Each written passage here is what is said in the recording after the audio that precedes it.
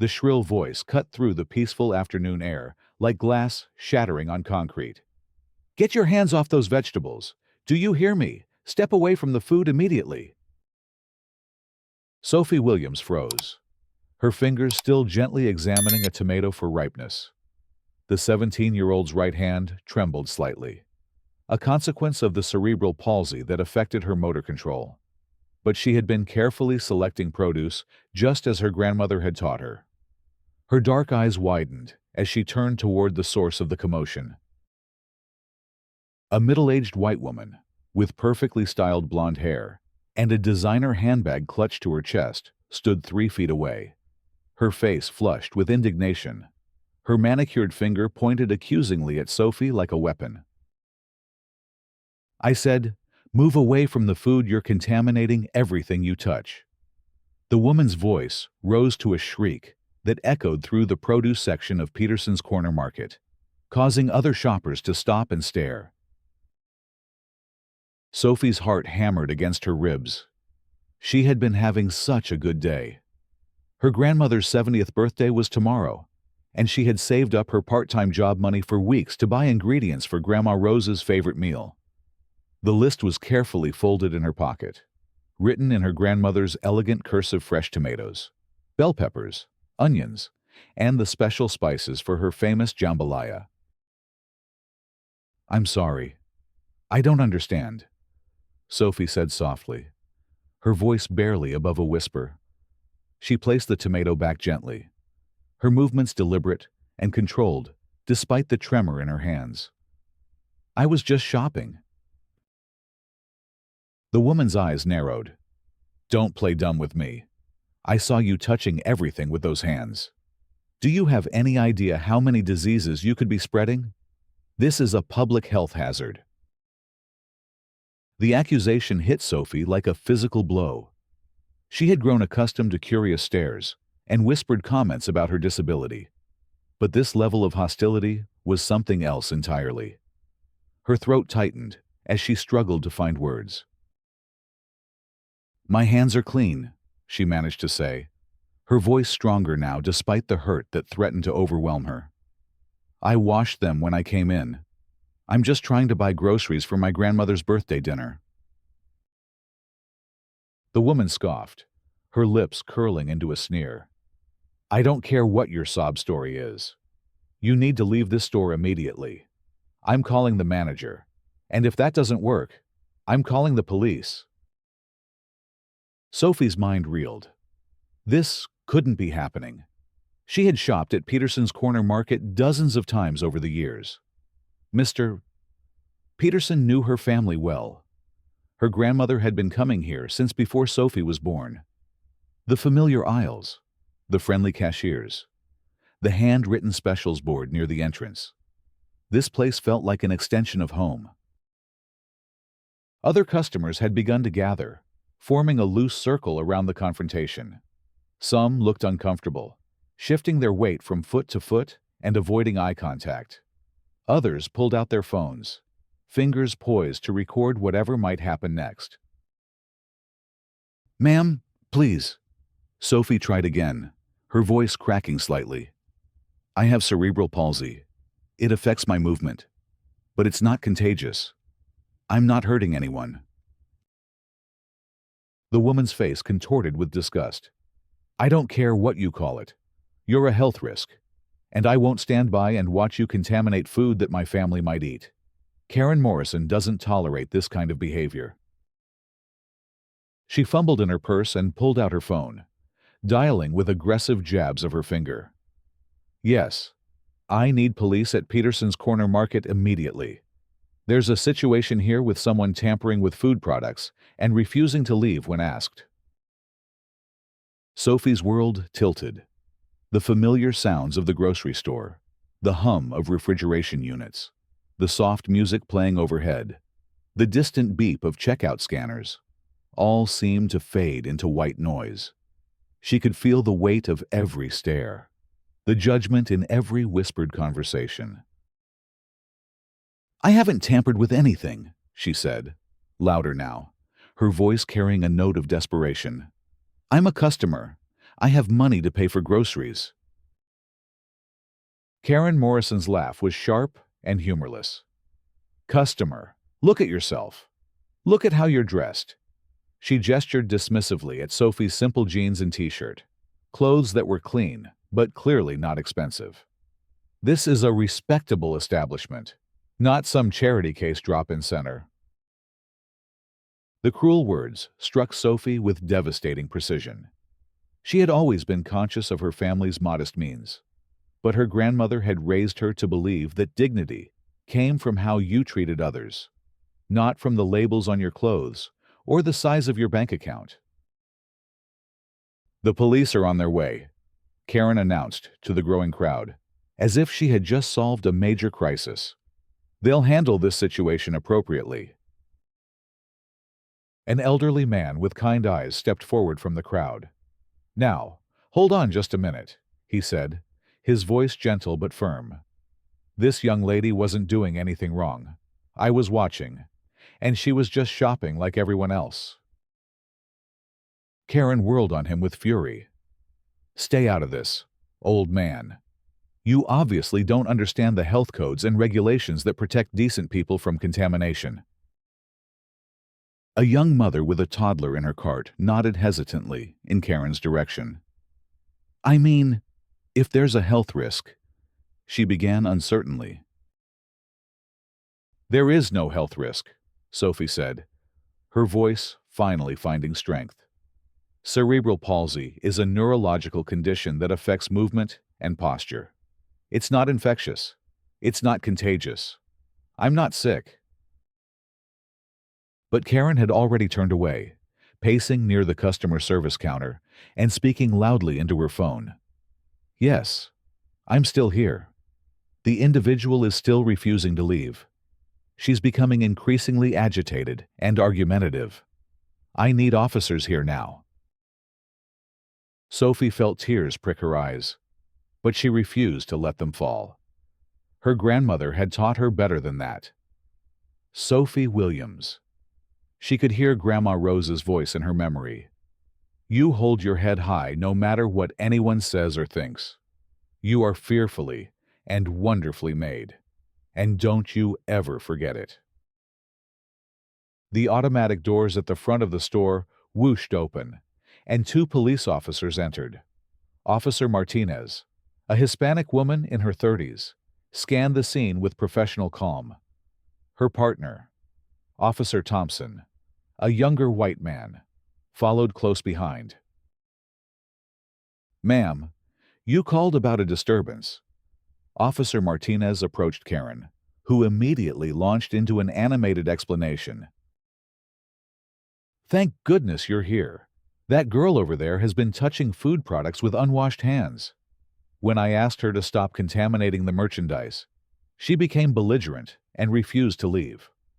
I'm concerned about public health and safety." Officer Thompson looked over at Sophie, who stood frozen beside the tomato display. She looked so young, so vulnerable, clutching a small shopping basket in her trembling hands. "Miss, can you come over here, please?" Officer Martinez called out, her tone neutral but not unkind. Sophie walked slowly toward the officers, her gait slightly uneven due to her condition. She could feel the eyes of every person in the store following her movement, and the weight of their judgment pressed down on her shoulders like a physical burden. "What's your name, sweetheart?" Officer Martinez asked gently. "Sophie Williams. I live on Maple Street with my grandmother, Rose Williams." Officer Thompson made a note. "And what brings you to the store today?" "I'm shopping for my grandmother's birthday dinner tomorrow. She's turning 70. Sophie's voice was steady now, though her hands continued to shake slightly. "I have a list of ingredients she needs for jambalaya." Karen interjected loudly. She was contaminating the produce section. I witnessed her touching multiple food items with hands that clearly haven't been properly sanitized. This is a violation of health codes. Officer Martinez held up a hand for silence. "Ma'am, Let us handle this. She turned back to Sophie. Did you wash your hands when you entered the store? Yes, ma'am.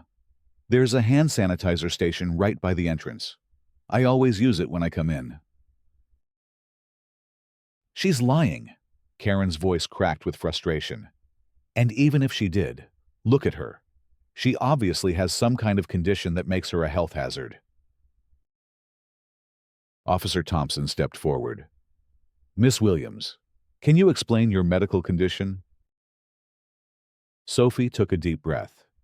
She had explained this countless times over the years to teachers, employers, well-meaning strangers, and medical professionals. I have cerebral palsy. It's a neurological condition that affects my movement and muscle coordination. It happened because of complications during my birth. It's not contagious, it's not progressive, and it doesn't affect my cognitive abilities. But surely there are regulations about people with disabilities handling food in public establishments. Karen pressed, her voice taking on a desperate edge. Officer Martinez exchanged a glance with her partner. Ma'am, cerebral palsy is not a communicable disease.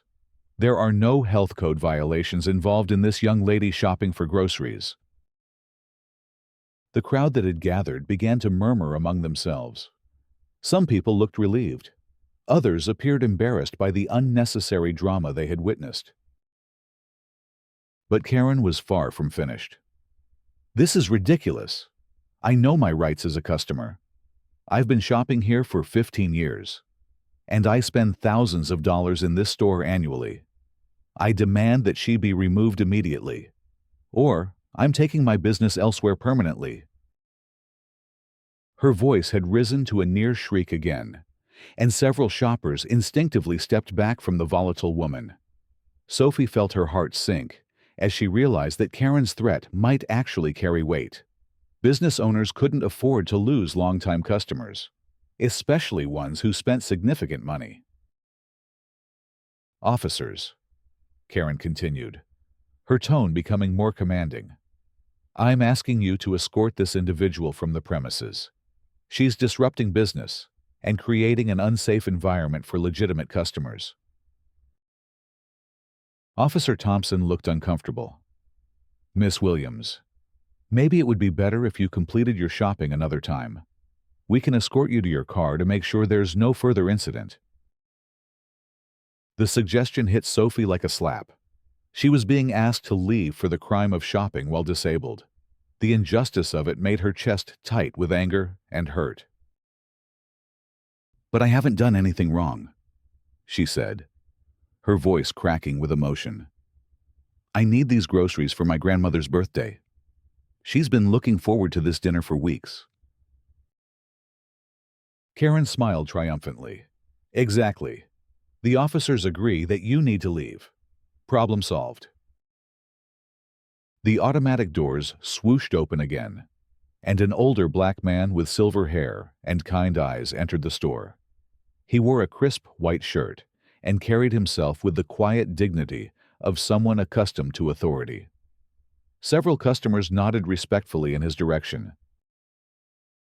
What's all the commotion here? He asked, his deep voice carrying clearly across the produce section. Officer Martinez turned toward him. Sir, we're handling a customer dispute. Are you the manager? The man's eyes swept over the scene, taking in the crowd of onlookers, the two police officers, the agitated blonde woman, and finally settling on Sophie with an expression that seemed to combine surprise, recognition, and something that might have been pride. I'm Harold Peterson. I own this store. His voice was calm, measured, but there was an underlying steel that made everyone pay attention. And that young lady you're preparing to escort out is my granddaughter. The words dropped into the sudden silence like stones into still water, creating ripples of shock that spread through the gathered crowd.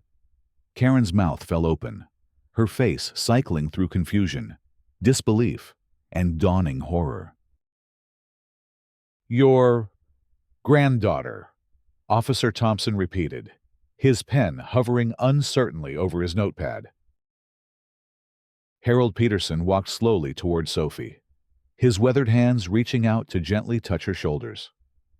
Sophie Rose Williams, named after both her grandmothers. My daughter, Lisa's child. His voice softened with unmistakable love and pride.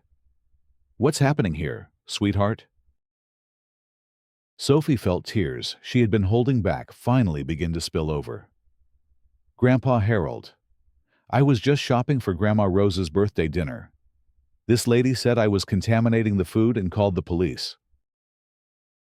Harold Peterson's jaw tightened almost imperceptibly, but his voice remained steady. I see. He turned to face Karen, who had gone pale beneath her perfectly applied makeup. Ma'am, would you mind explaining to me why you felt it necessary to call law enforcement on my granddaughter? Karen's mouth opened and closed several times before any sound emerged. I didn't know. How was I supposed to know she was related to you? That's an interesting response, Harold said quietly, because it suggests that your behavior would have been appropriate if she weren't my granddaughter. If she were just some random disabled black teenager shopping in my store. The crowd shifted uncomfortably. Someone near the back cleared their throat nervously. Karen's face flushed red. That's not what I meant. I was concerned about health violations. I have every right to be concerned about contamination when I see someone with obvious medical issues handling food products. Medical issues, Harold repeated slowly, as if tasting the words. Officer Martinez, could you clarify something for me?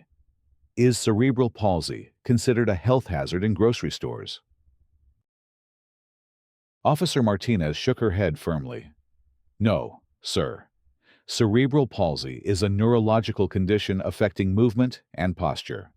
It poses no risk to food safety or public health. And yet, Harold continued, his eyes never leaving Karen's face, this woman felt justified in harassing my granddaughter, calling her a health risk, demanding she leave my store, and ultimately calling police to have her forcibly removed. A man in the crowd called out, I saw the whole thing. The girl wasn't doing anything wrong. She was just shopping like everyone else. The elderly man who had tried to defend Sophie earlier nodded vigorously. That's right. She was being very careful with the produce. More careful than most customers I see. Karen's eyes darted around the crowd, searching for support that was clearly not forthcoming. Look, there's obviously been a misunderstanding. I didn't realize. I mean, if I had known... Known what? Harold's voice carried a dangerous quiet. Known that she belonged here. Known that she had a right to shop in peace. Known that she deserved basic human dignity. The silence stretched uncomfortably. Even the background music seemed to have stopped, though it was probably just that everyone was holding their breath. Sophie wiped her eyes and stepped closer to her grandfather. Grandpa Harold, I just wanted to buy ingredients for Grandma Rose's jambalaya for her birthday tomorrow. Harold's expression softened as he looked down at his granddaughter. Of course you did, sweetheart. And you have every right to shop here without being harassed or humiliated. He reached into his pocket and pulled out his wallet, extracting several $20 bills. Why don't you finish your shopping? Take your time. Get everything on Grandma Rose's list. And maybe pick up something special for dessert too. Sophie smiled through her tears. Thank you, Grandpa. As Sophie moved away toward the produce section, Harold turned his attention back to Karen. Ma'am, I need to ask you to leave my store immediately. Karen's carefully composed facade finally cracked completely. You can't ban me. I've been a customer here for 15 years. I spend thousands of dollars annually in this establishment. You've also just demonstrated that you're willing to harass other customers based on their race and disability status. Harold replied calmly, "That's not the kind of business I want or need." "This is discrimination," Karen shrieked. "I'll sue you. I'll report you to the Better Business Bureau. I'll make sure everyone knows how you treat loyal customers." Harold smiled grimly. "Ma'am, you're welcome to contact anyone you like. I'm confident that when they hear the full story of how you called police on a disabled teenager for the crime of grocery shopping, they'll understand my position perfectly." Officer Martinez stepped forward. "Ma'am, the store owner is within his rights to refuse service. I'm going to ask you to leave peacefully." Karen's face contorted with fury and disbelief. "This is outrageous. You're all going to regret this. I'll make sure everyone knows what kind of place this really is." As she stormed toward the exit, her high heels clicking angrily against the linoleum floor, several customers began to applaud. The sound started slowly, just one or two people clapping, but it built steadily until most of the store erupted in supportive cheers. A woman with gray hair and a warm smile approached Harold. "Mr. Peterson, I've been shopping here for 20 years, and I want you to know that you did the right thing. That poor girl didn't deserve that treatment." A younger man with his teenage daughter nodded in agreement. "Absolutely. What that woman did was disgusting. Your granddaughter seems like a lovely young lady." More customers approached, offering words of support and sharing stories of their own experiences with discrimination or prejudice. Harold listened to each person with patient attention, but his eyes kept drifting to Sophie, who was methodically working her way through her grandmother's shopping list. Officer Martinez approached Harold before leaving. "Mr. Peterson, for what it's worth, you handled that situation with a lot of class. Some folks might have lost their temper." Harold nodded thoughtfully. "Anger rarely solves anything, officer, but it's important to stand up for what's right, especially when it comes to family." After the police left and the crowd began to disperse, Harold walked over to where Sophie was carefully selecting bell peppers. "How are you doing, sweetheart?" Sophie looked up with a smile that was both sad and resilient. "I'm okay, Grandpa Harold." It hurt, what she said, but I know it wasn't true. "Your grandmother raised you well," Harold said proudly. "But I'm sorry you had to go through that. No one should have to endure that kind of treatment." Grandma Rose always says that some people carry pain inside themselves, and sometimes it spills out onto others. Sophie replied wisely, "I feel sorry for that lady. She must be very unhappy to be so mean to strangers." Harold marveled at his granddaughter's maturity and compassion. At 17, she demonstrated more grace and wisdom than many adults twice her age. As Sophie finished her shopping, word of the incident began to spread beyond the store. Several customers had recorded portions of the confrontation on their phones, and by evening, clips were circulating on social media with hashtags like Wash Stand with Sophie and Disability Rights. The next morning, local news reporter Jennifer Walsh arrived at the store with a camera crew.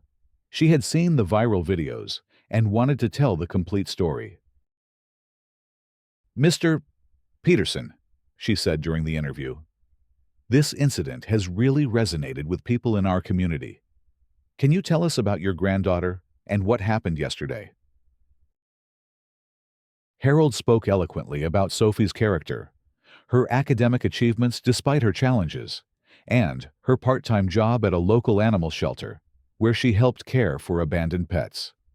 He explained how cerebral palsy affected her movement, but had never limited her determination or compassion. "Sophie represents everything good about our community," he concluded. "She's kind, hardworking, and treats everyone with respect. What happened yesterday was an attack not just on her, but on the values we claim to hold as a society. The news story aired that evening, featuring interviews with Harold, Sophie, and several customers who had witnessed the incident. Sophie spoke with quiet dignity about living with cerebral palsy and the importance of treating all people with kindness. I hope this helps people understand that disability doesn't make someone dangerous or less valuable, she said to the camera. We all deserve to live our lives with dignity and respect. The community response was overwhelmingly positive. Peterson's Corner Market saw an influx of new customers, many arriving with flowers, cards, and words of support for Sophie and her family. Local disability advocacy groups reached out to offer their assistance and to share Sophie's story as an example of resilience in the face of prejudice. Meanwhile, Karen Morrison's social media accounts were flooded with criticism after someone identified her from the viral videos. Her employer, a local real estate company, issued a statement distancing themselves from her actions and announcing that she would no longer be representing their firm. 3 days after the incident, Karen appeared at the store again, this time looking haggard and desperate. She approached Harold with what appeared to be a prepared speech. Mr. Peterson, I want to apologize for my behavior. I've lost my job. My friends won't return my calls, and my own family is ashamed of me. I realize now that what I did was wrong. Harold studied her carefully. Ms. Morrison, do you understand why what you did was wrong? Karen fidgeted with her purse strap. Yes, I shouldn't have made assumptions about your granddaughter based on her disability. And? Karen looked confused. And I shouldn't have called the police. Harold shook his head slowly. Ms. Morrison, the problem isn't just what you did to my granddaughter. The problem is that you would have done the same thing to any disabled person, any black teenager, anyone you deemed unworthy of basic respect. This wasn't an isolated incident of poor judgment. It was a reflection of beliefs and attitudes that hurt people every day. Karen's carefully composed expression cracked. But I've lost everything. Isn't that punishment enough? The consequences you're facing are the natural result of your choices. Harold replied firmly. My concern isn't your punishment, but whether you've learned anything that might prevent you from hurting others in the future. That evening, Rose Williams celebrated her 70th birthday, surrounded by family and friends. The jambalaya was perfect, made with ingredients that Sophie had selected with such care. As they sat around the table sharing stories and laughter, Sophie felt grateful not just for her loving family, but for the community that had rallied around her when she needed support. Grandpa Harold, she said during a quiet moment in the celebration, thank you for standing up for me yesterday. Harold reached over to squeeze her hand. Sophie, you never need to thank family for doing what's right, but I want you to know how proud I am of the way you handled yourself. You showed more grace and dignity than that woman deserved. Rose Williams smiled at both of them. This family has always known how to stand together when it matters most. That's not something everyone can say. 2 weeks later, the local chapter of the Cerebral Palsy Foundation asked Sophie to speak at their annual awareness event. Standing at the podium, looking out at an audience of families, advocates, and community members, she felt nervous but determined. Most days, I'm just a regular teenager, she began, her voice clear and strong. I worry about tests. I argue with my grandmother about curfew, and I dream about college and my future career. My cerebral palsy is part of who I am, but it doesn't define everything about me. She paused, gathering her thoughts. What happened at my grandfather's store taught me something important. When one person faces discrimination, we all have a choice. We can stand by silently, we can join in the cruelty, or we can speak up for what's right. I'm grateful to live in a community where so many people chose to stand up. The applause was thunderous. In the audience, Harold and Rose wiped away proud tears as they watched their granddaughter transform a painful experience into a message of hope and resilience. 6 months later, Peterson's Corner Market had become something of a local landmark. Tour groups sometimes stopped by, drawn by the story of the store owner who defended his granddaughter's dignity. Harold had mixed feelings about the attention, but he appreciated the opportunity to educate people about disability rights and the importance of inclusive communities. Sophie had started her senior year of high school with new confidence and purpose. She planned to study social work in college, inspired by her desire to help others navigate systems that weren't always designed with their needs in mind. The incident with Karen Morrison had changed all of them in different ways. But perhaps the most significant change was in the community itself. Local businesses began implementing disability awareness training for their employees. The City Council passed a resolution supporting inclusive practices in all public accommodations.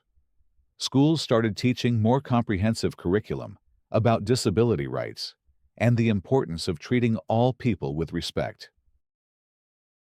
Karen Morrison eventually left town, unable to rebuild her reputation in a community that had witnessed her cruelty. Her departure was not mourned by many, but Harold occasionally wondered if she had learned anything from the experience, or if she would simply find new targets for her prejudice in whatever community she landed in next. On a quiet Sunday afternoon, nearly a year after the incident, Sophie was working at Peterson's Corner Market, helping her grandfather with inventory. She had become something of a celebrity among regular customers, who often stopped to chat with her about school, her plans for college, or just to say hello. A young mother with a disabled child approached the customer service counter where Sophie was working.